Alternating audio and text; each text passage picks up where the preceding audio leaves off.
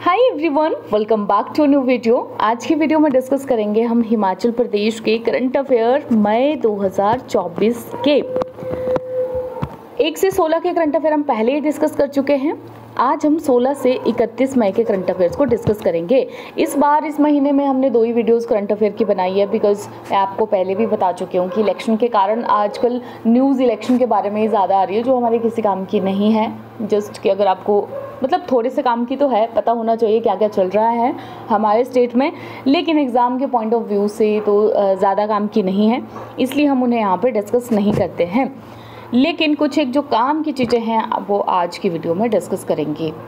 जो लोग पहली बार वीडियो को देख रहे हैं उन्हें बता दूँ कि करंट अफेयर की जो हमारी कंपाइलेशंस होती हैं इन्हें हम डिफरेंट न्यूज़पेपर से डिस्कस करते हैं, जैसे कि दी ट्रिब्यून का Himachal page, times of India का हिमाचल पेज और अमर उजाला। तो चलिए शुरू करते हैं हमारी आज की डिस्कशन को पहले करंट अफेयर के साथ। Recently in which district Himachal's first inter school chess event was organised. Himachal Pradesh का पहला इंटर स्कूल चेस का आयोजन, शतरंज का आयोजन किस जिले में किया गया? तो ये आपके किया गया है यहाँ पर कांगड़ा डिस्ट्रिक्ट में। ठीक है। Under which project a centre of excellence on protected cultivation will be established at the Chaudhary Sarwan Kumar Himachal Pradesh agriculture university. Chaudhary Sarwan Kumar Himachal Pradesh कृषि विश्वविद्यालय में संरक्षित खेती पर उत्कृष्टता केंद्र किस परियोजना के तहत स्थापित किया जाएगा? कौन सा प्रोजेक्ट है ये, किस देश के साथ मिलकर के? तो ये आपका है इंडो इजराइल प्रोजेक्ट। ये क्वेश्चन आपसे इस तरह से भी पूछा जा सकता है कि चौधरी सरवण कुमार हिमाचल प्रदेश यूनिवर्सिटी में जो एक्सीलेंस सेंटर बन रहा है प्रोटेक्टेड कल्टीवेशन के लिए, उसमें कौन सा देश भारत की मदद कर रहा है, किस देश के साथ मिलकर के ये प्रोजेक्ट किया जा रहा है?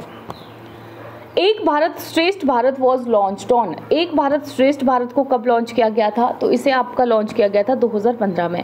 हम यहाँ पे क्यों डिस्कस कर रहे हैं इसको? हम यहाँ पे इसको इसलिए डिस्कस कर रहे हैं बिकॉज एक भारत श्रेष्ठ भारत के प्रोग्राम के तहत जो जीएसएस सिद्धपुर का एक स्कूल है, जीएसएस सिद्धपुर का नहीं, सिद्धपुर का जो स्कूल है government senior secondary school Siddhpur, उन्होंने प्रयास क्लब के इनका जो एक प्रयास क्लब है, उन्होंने एक फूड एग्जीबिशन को ऑर्गेनाइज किया था। एक भारत श्रेष्ठ भारत इम्पॉर्टेंट है और आप लोगों के लिए जानना भी इम्पॉर्टेंट है। 2015 में से हमारे जो प्राइम मिनिस्टर हैं उन्होंने अनाउंस किया था। उस समय 140th बर्थ एनिवर्सरी थी सरदार वल्लभ भाई पटेल की। एक भारत श्रेष्ठ भारत नाम से ही पता चल रहा है कि हमारे देश की जो यूनिटी है और इंटेग्रिटी है उसको मेंटेन करने के लिए ये गवर्नमेंट की एक पहल है। और सरदार वल्लभ भाई पटेल जिन्होंने यूनिटी को, हमारे देश को जोड़ने के लिए बहुत अच्छा काम किया हुआ है, उनकी बर्थ एनिवर्सरी पे इसको अनाउंस किया गया था। इससे क्या फ़ायदा होगा? इससे ये फ़ायदा होगा कि देखिए, कोई भी 2 स्टेट्स हैं या यूटीज़ हैं, उनके बीच में म्यूचुअल कॉपरेशन बढ़ाना, 2 स्टेट्स के लोग एक दूसरे के साथ मिले, उनके बीच में बॉन्डिंग बढ़े। अलग अलग कल्चर हैं हर एक जगह के, तो इससे क्या होगा कि अगर जैसे एक अलग सा आप लोगों ने देखा होगा, अगर आप जैसे कि अगर आप नॉर्थ वाले लोगों के साथ जब हम लोग रहते हैं, जैसे हिमाचल हो गया, पंजाब, हरियाणा भी हो गया, अपना यूपी बिहार भी आ जाता है, चलो ठीक है, जम्मू वगैरह, तो हमें ना एक सा फील होता है कि ज़्यादा डिफरेंस नहीं नज़र आता है। बट जब आप एक मतलब हिमाचल के हो और एक्सट्रीम साउथ में जाके तमिलनाडु, केरला या एक्सट्रीम नॉर्थ ईस्ट में चले जाओगे, नागालैंड, मिज़ोरम वगैरह, तो हमें थोड़ा सा तो लगता है ये कि यार ये कितना ज़्यादा डिफरेंस आ गया है ना। तो ये जो कल्चरल डिफरेंस है अलग अलग कल्चरल का, इसकी वजह से ना एक बॉन्ड नहीं बन पाता है।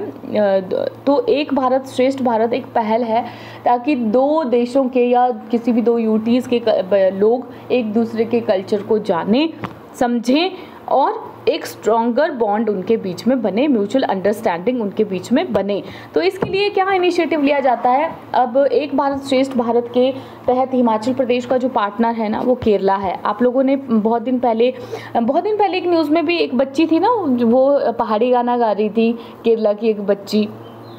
तो एक भारत श्रेष्ठ भारत के तहत बच्चे क्या करते हैं, स्कूल के लेवल पर एक जगह से दूसरी जगह जाते हैं, वहाँ के अलग अलग कुजीन्स को ट्राई करते हैं। जैसे केरला के लोग इधर आ जाएंगे, केरला के बच्चे विज़िट करने के लिए, हमारे हिमाचल के बच्चे केरला चले जाएंगे विज़िट करने के लिए। तो वहाँ पर जाकर के वो जानते हैं लैंग्वेज के बारे में, लिटरेचर के बारे में, cuisine, festival, cultural event, tourism, इन सारी चीज़ों के बारे में जानते हैं। इनिशिएटिव किसके द्वारा लिया गया है? ये मिनिस्ट्री ऑफ एजुकेशन के द्वारा ये इनिशिएटिव लिया गया है। Which of the following is world's highest polling station in Himachal Pradesh? दुनिया का सबसे ऊंचा मतदान केंद्र कौन सा है? तो ये है आपका टशीगंग। ठीक है, टशीगंग जो है लाहौल स्पीति में है ये। ठीक है, यहाँ पर पिछली बार 100% वोटिंग हुआ था। अब ये क्यों न्यूज़ में आया था? क्योंकि जो CEO है मनीष गर्ग, लोगों के बीच में वोटिंग के लिए जागरूकता फैलाने के लिए इन्होंने एक साइकिल अभियान को हरी झंडे दिखा करके रवाना किया। ये अभी जो इलेक्शन कमीशन ऑफ इंडिया है ये चाहते हैं कि हर जगह पर जो वोटिंग है वो ज़्यादा से ज़्यादा हो, तो इसके लिए क्या करना पड़ेगा? लोगों को अवेयर करना पड़ेगा वोटिंग के बारे में, उनके वोटिंग राइट्स के बारे में। कि अभी देखना फ़ोन में भी एक मैसेज आता है ना, आपका वोट आपकी आवाज़ है, कृपया अपना वोट ज़रूर डालें। ठीक है, तो लोगों की मैक्सिमम पार्टिसिपेशन को इंश्योर करने के लिए इलेक्शंस में इस साइकिल अभियान को शुरू किया गया था। इसके लिए एक और चीज़, ताकि लोग ज़्यादा से ज़्यादा वोट दे सकें, उनमें जागरूकता आए, एक और चीज़ को शुरू किया गया है। हमने देखा था मिशन 414। मिशन 414 मतलब 2019 में जब इलेक्शंस हुए थे तो इन जगहों पे ये जो 414 पोलिंग स्टेशंस हैं यहाँ पर कम वोटिंग देखी गई थी। तो इस चीज़ के लिए यहाँ पर इस अभियान को चलाया जा रहा है, मिशन 414 को, ताकि इस बार ज़्यादा से ज़्यादा वोटिंग करवाई जाए। एक और चीज़ है स्वीप। स्वीप की फुल फॉर्म आप लोग मुझे कमेंट सेक्शन में बताओगे। In which of the following wetland of Himachal Pradesh red spotted black pond turtle was sighted recently? Himachal Pradesh की किस आर्द्रभूमि में लाल चित्तीदार काला तालाब कछुआ देखा गया? ये पहली बार देखा गया है एक्चुअली रेणुका जी वेटलैंड में। रेणुका जी वेटलैंड कहाँ है आपका? सिरमौर में है। छोटा सा वेटलैंड है, लेकिन यहाँ पर इसको देखा गया चित्तीदार कछुए को, और ये पहली बार ऐसा हुआ है कि यहाँ पर इसे देखा है। ये जो कछुआ है बेसिकली ये इंडिया, बांग्लादेश, नेपाल, पाकिस्तान में मिलता है, और येलो और वाइट स्पॉट्स होते हैं उनके, ठीक है, उनके शरीर पर।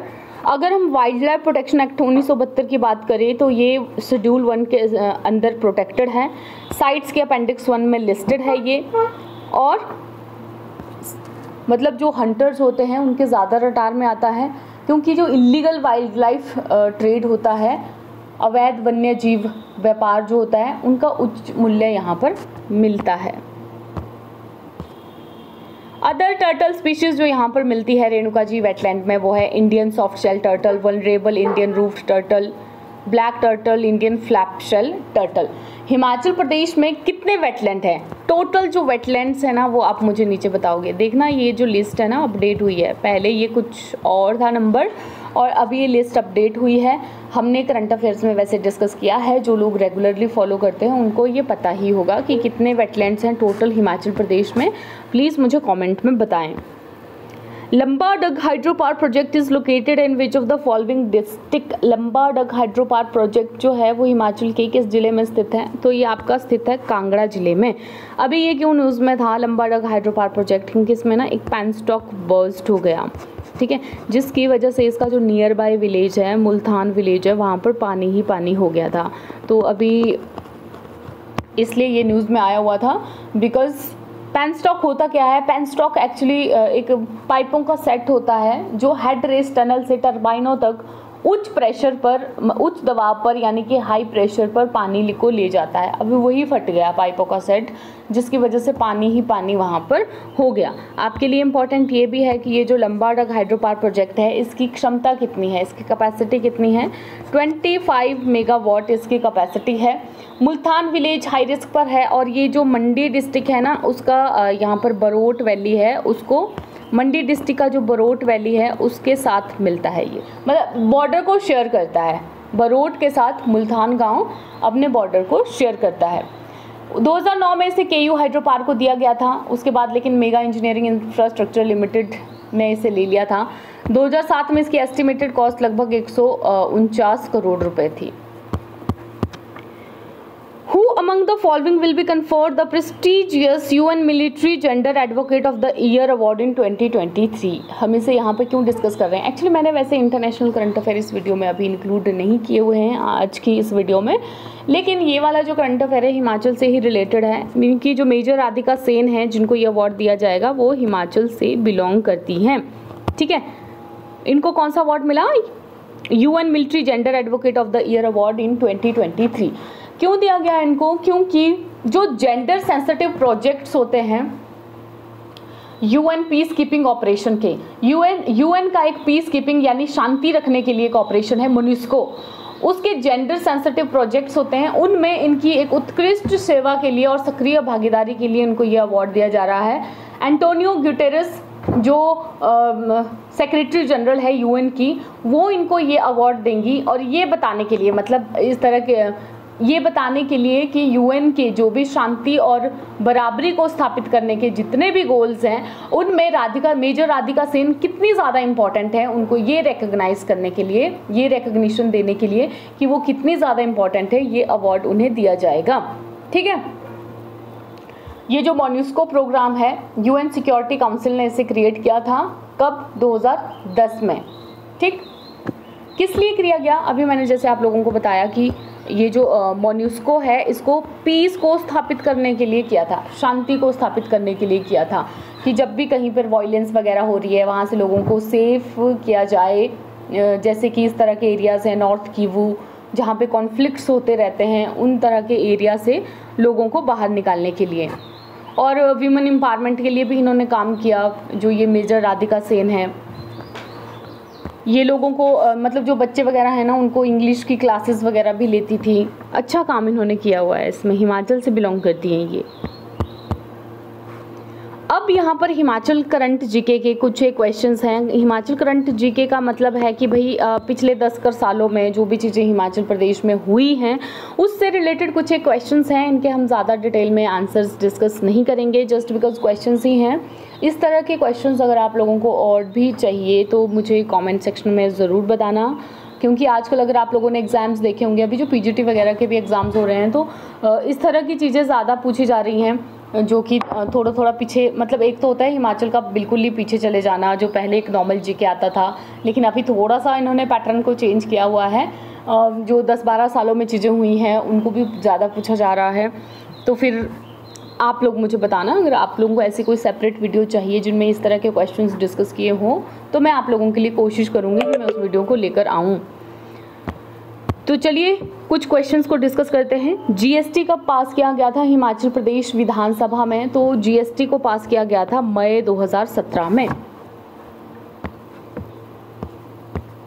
There is a ban on fishing in the state reservoir every year on account of breeding. प्रजनन के कारण प्रत्येक वर्ष राज्य के जलाशयों में मछली पकड़ने पर प्रतिबंध है। कब से कब तक है ये? ऑब्वियस सी बात है, मानसून में होगा, जून टू जुलाई। वैसे थोड़ा सा अगस्त का पार्ट ये एक्सटेंड करता है, लेकिन यहाँ पर जो हमें ऑप्शन दिए हैं उससे रिलेटेड ये जून टू जुलाई ही होगा।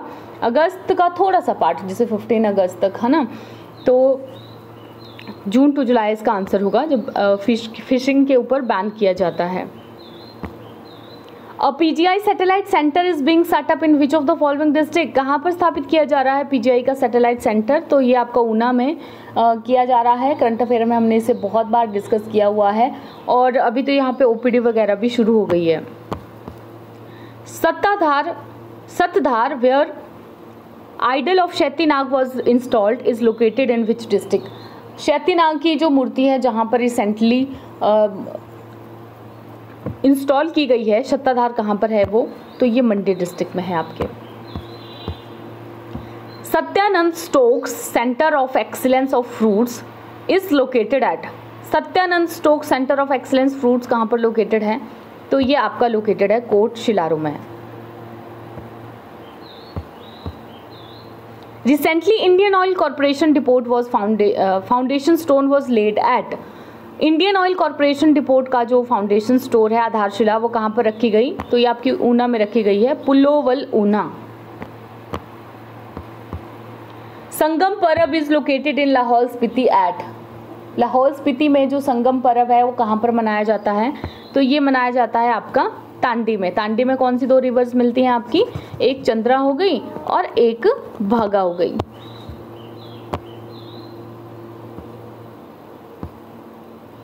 एक कदम हरियाली की ओर is a programme launch by women of which district. एक कदम हरियाली की ओर किस जिले की महिलाओं द्वारा शुरू किया गया एक कार्यक्रम है, तो ये आपका लाहौल स्पीति की महिलाओं के द्वारा शुरू किया गया है। Which of the following is central procurement agency of all controlled and non-controlled essential commodities in Himachal Pradesh. Himachal Pradesh में सभी नियंत्रित और गैर नियंत्रित आवश्यक वस्तुओं की केंद्रीय खरीद एजेंसी है, कौन सी है, HP state civil supply corporation. ठीक है। नेशनल फूड सिक्योरिटी एक्ट कब आया था हिमाचल प्रदेश में, तो ये जो नेशनल फूड सिक्योरिटी एक्ट है ये आया था आपका 2013 में। How much area is under operational holding in state from agricultural point of view, तो ये आपका है 9.55 लाख हेक्टेयर्स। वैसे ये वाला जो क्वेश्चन है मुझे लगता नहीं अभी ये रिपीट करेंगे, बिकॉज अभी एक दो 2 सालों से ये जो एग्रीकल्चर वाला पार्ट है इकोनॉमिक सर्वे का, इसका ये वाला एक तो पार्ट की ऑपरेशनल होल्डिंग में कितना एरिया है, या फिर स्मॉल फार्मर्स कितने हैं, मार्जिनल फार्मर्स कितने हैं, किसकी कितनी होल्डिंग्स हैं, ये क्वेश्चन एक आधा तो किसी ना किसी पेपर में ज़रूर पूछा गया है इस पर्टिकुलर टॉपिक से। तो बहुत ज़्यादा इंपॉर्टेंट हो गया ये, अभी जितने भी एग्जाम्स होंगे आगे आ सकता है वैसे, लेकिन जो बार बार चीज़ आ गई होती है ना उसको कम पूछने के चांस रहे होते हैं। What was the volume of vegetable production in Himachal Pradesh in the year 2015-16? 15-16 में हिमाचल प्रदेश में कितना वेजिटेबल का प्रोडक्शन हुआ था, तो ये आपका हुआ था 16.09 लाख टन। What was the fruit production in year 2015-16 in Himachal Pradesh? Himachal Pradesh में फलों का उत्पादन कितना था 2015-16 में, तो ये आपका था 9.29 मीट्रिक टन।